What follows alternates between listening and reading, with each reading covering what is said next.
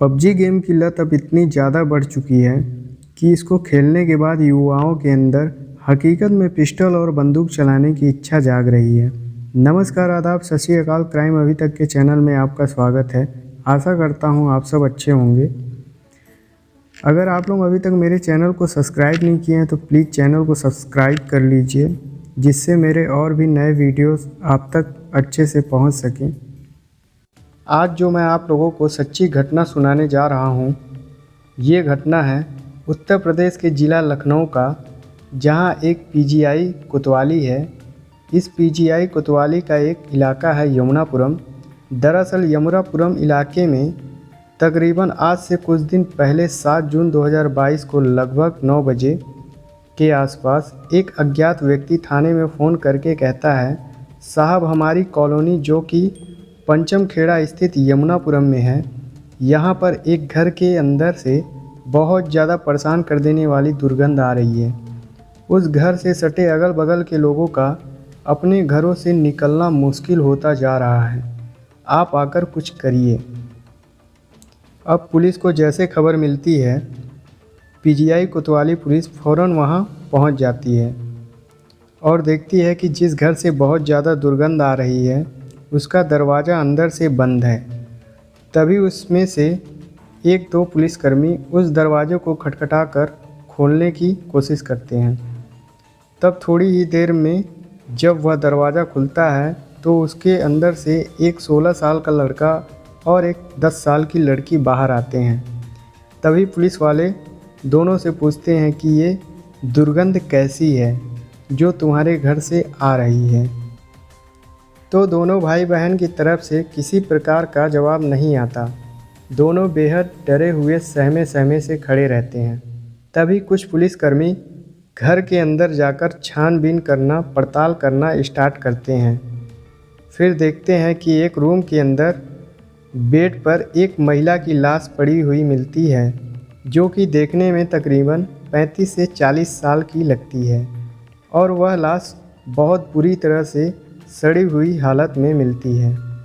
फिर पुलिसकर्मी बाहर आते हैं और उन दोनों बच्चों से पूछते हैं कि अंदर जिस महिला की लाश पड़ी हुई है कौन है।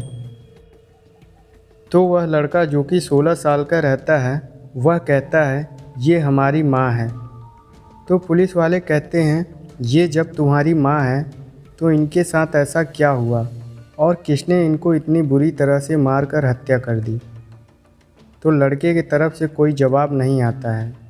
फिर पुलिसकर्मी के द्वारा बार बार 2-4 बार पूछने पर लड़का बताता है कि हमारे घर पे बिजली फिटिंग का काम चल रहा था और जो बिजली का काम करने वाला बिजली मैकेनिक इलेक्ट्रीशियन था, उसी ने मेरी माँ को गोली से मारकर हत्या कर दी। तो पुलिस वाले ने कहा कि जब ऐसा हुआ तो तुमने पुलिस या आसपास के लोगों को यह बात क्यों नहीं बताई। तो लड़का कहता है, मैं काफ़ी डरा हुआ था।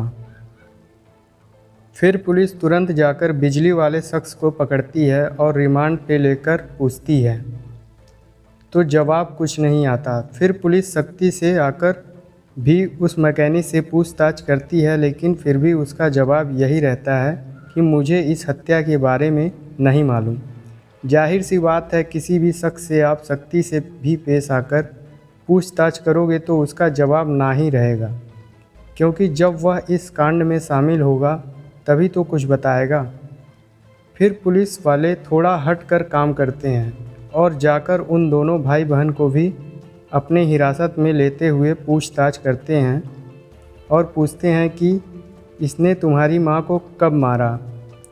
तब वह लड़का 16 साल का कहता है कि इस मैकेनिक ने ही कल मेरी माँ को गोली से मारकर हत्या कर दी थी। वैसे मैं बता दूं, जुर्म छुपता नहीं है, कहीं ना कहीं किसी न किसी तरीके से बाहर आ ही जाता है। अब पुलिस वालों के सामने बेहद चौंकाने वाली बात सामने आती है। वह कैसे? वो ऐसे। महिला की बेहद बदबूदार बॉडी को देखकर लगा कि यह हत्या को हुए तकरीबन 4 से 5 दिन हो रहे होंगे, लेकिन लड़के के जवाब से आया कि इसने मेरी माँ को कल के ही दिन गोली मारकर हत्या कर दी।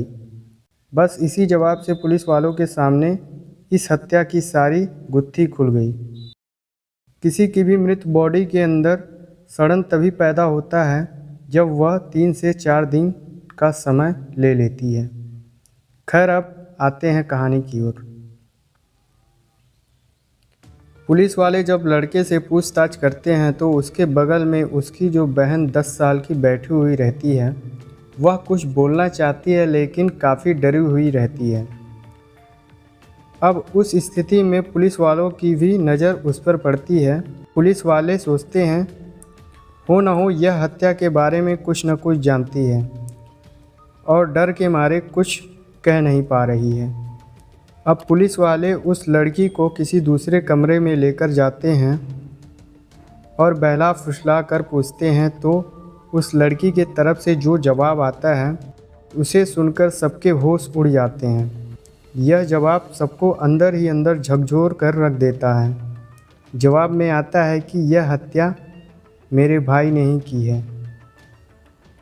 लड़की कहती है कि मेरे घर में मैं, मेरी मम्मी और मेरा भाई, हम 3 ही लोग रहते थे और मेरे पापा, जिनका नाम नवीन सिंह है, वह आर्मी में सर्विस करते हैं, तो वह हमारे साथ हमेशा नहीं रह पाते थे, जिसका फ़ायदा उठाते हुए मेरा भाई घर में पूरी तरह से अपनी मनमानी करता था। उसे जब भी देखो वह पूरी दिन और रात मोबाइल में ही पबजी खेलते रहता था, जिससे मेरी माँ बहुत गुस्सा करती थी और बार बार पढ़ने को कहती थी, तो वह ना पढ़ता था और ना ही घर का कोई काम करता था।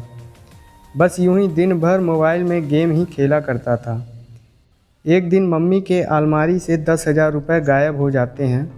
फिर मम्मी खोजने लगती है। खोजते खोजते फिर सोचती है हो ना हो यह पैसा भैया ने ही लिया है।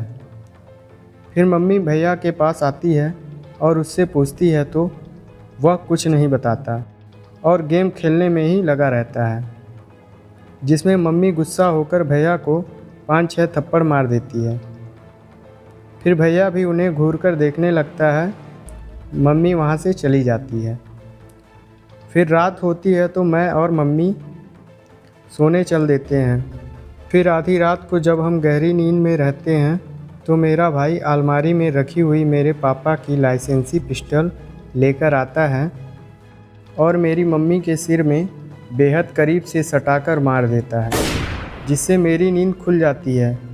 और जैसे मैं देखकर डर से चिल्लाने को करती हूँ तो मेरा भाई मुंह बंद कर देता है और कहता है कि अगर तू चिल्लाई या फिर किसी को बताई तो मैं तुझे भी मार दूँगा। फिर मुझे किसी दूसरे रूम में बंद कर देता है और ख़ुद किसी और रूम में जाकर सो जाता है।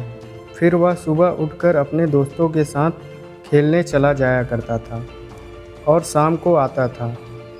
किसी तरह जैसे तैसे 1-2 दिन बीते, बट मेरी मम्मी की बॉडी से अब गंध भी आना स्टार्ट हो गए थे, जिसे देखते हुए भैया मार्केट से रूम फ्रेशनर लाकर उसे मारने लगा।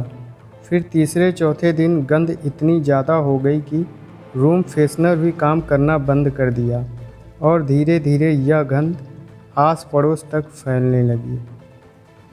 बस। वैसे बहन ने भाई के सारे चिट्ठे खोल दिए।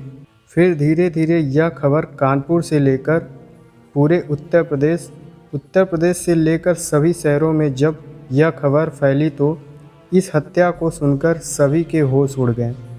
अब पुलिस उस लड़के को हिरासत में लेकर कड़ी कार्रवाई कर रही है। दोस्तों, इस घटना या कहानी को सुनाने का मकसद किसी को परेशान करने का नहीं है। बस आप जहां रहें सतर्क रहें, सुरक्षित रहें। अब आपसे मैं विदा लेता हूं। मिलते हैं क्राइम अभी तक के अगले नए एपिसोड में। जय हिंद।